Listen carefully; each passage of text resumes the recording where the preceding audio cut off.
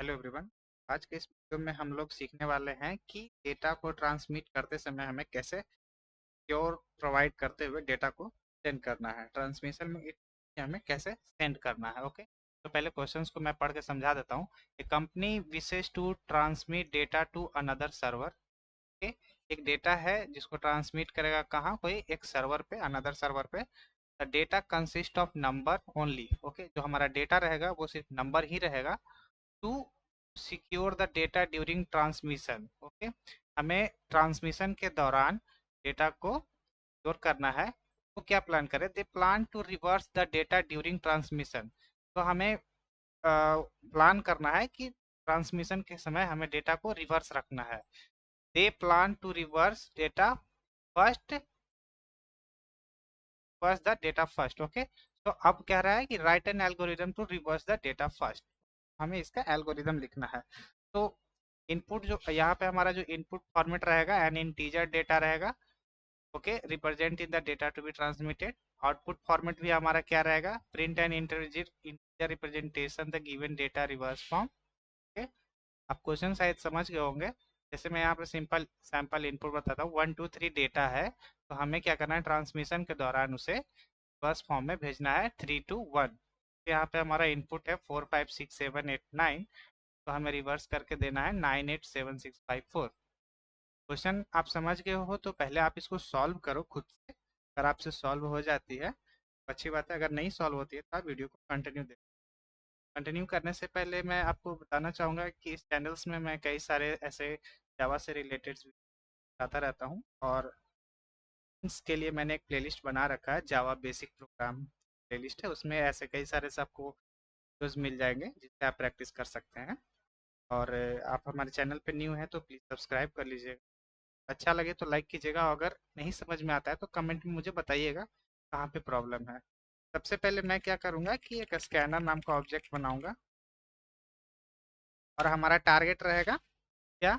Number को reverse करना है। तो नंबर रिवर्स करने के लिए सिंपली क्या करना है? हमें हर एक डिजिट को एक्सट्रैक्ट करना है। जैसे कि लास्ट डिजिट को एक्सट्रैक्ट करना है, तो लास्ट डिजिट को एक्सट्रैक्ट करने के लिए, जैसे कि ये नंबर है।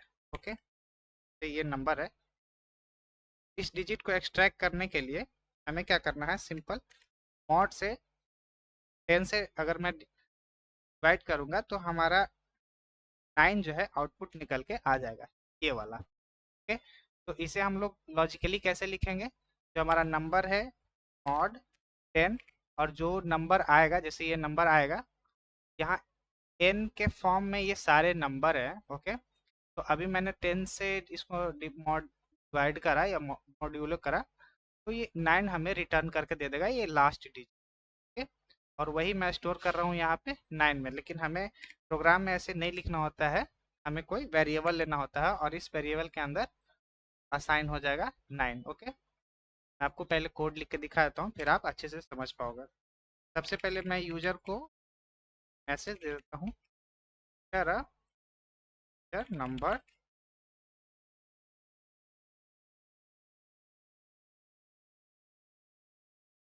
देन उसके बाद जैसे ही वो यूजर नंबर को एंटर करेगा, तो इस स्कैनर में एक नेक्स्ट नाम का मेथड है जिस हेल्प से मैं वेरिएबल को, मैं उस नंबर को मैं एन नाम के वेरिएबल में स्टोर कर लूँगा। अब हमें क्या करना है कि वाइल लूप की हेल्प से, वाइल लूप में हमें ऐसा लॉजिक लगाना है जिसके थ्रू ये लूप तब तक चलते रहे जब तक कि एन का वैल्यू 0 ना हो जाए। हमें एक एक डिजिट एक्सट्रैक्ट करने के लिए n not equal to 0, not equal to 0 मतलब कि जो एन में वैल्यू आ रहा है, जैसे कि हमारा एन में वैल्यू आ रहा है 4 5 6, तो ये लूप तब तक चलता रहेगा जब तक कि इसमें एन का वैल्यू 0 ना हो जाए। तो अभी तो इसमें जैसे 9 आएगा, 8 आएगा, एक डिजिट एक्सट्रैक्ट होगा, फिर उसके बाद बच जाएगा क्या? 4 5 6 7 8। फिर सेकेंड टाइम में 8 एक्सट्रैक्ट होगा, उसके बाद बच जाएगा क्या? 4 5 7, 4 5 6 7। देन उसके बाद 7 एक्सट्रैक्ट होगा, 6 एक्सट्रैक्ट होगा, 5 एक्सट्रैक्ट होगा, 4 एक्सट्रैक्ट होगा। लास्ट में कैसा टाइम आएगा जहाँ पे 0 होगा। तो ये लूप तब तक चलनी चाहिए जब तक कि एन का वैल्यू 0 ना हो जाए। ओके, अब हमें क्या करना है कि एन मॉड 10, ये करने का रीजन ये है, हमें लास्ट डिजिट एक्सट्रैक्ट करना है तो इसके थ्रू एक्सट्रैक्ट करेंगे एन मॉड 10 के थ्रू। एन में जो भी नंबर आएगा हमें लास्ट डिजिट एक्सट्रैक्ट होके निकल जाएगा। ठीक है, जैसे कि हमारा नंबर है 45678 9, तो ये एन का वैल्यू है। ये जो है एन का वैल्यू यहाँ पे असाइन है। जैसे ही मॉड 10 करोगे तो ये डिजिट एक्सट्रैक्ट होगा, और ये डिजिट एक्सट्रैक्ट होने के बाद इस डी नाम के वेरिएबल में स्टोर हो जाएगा, और हमें सिंपली इस पे प्रिंट कर देना है।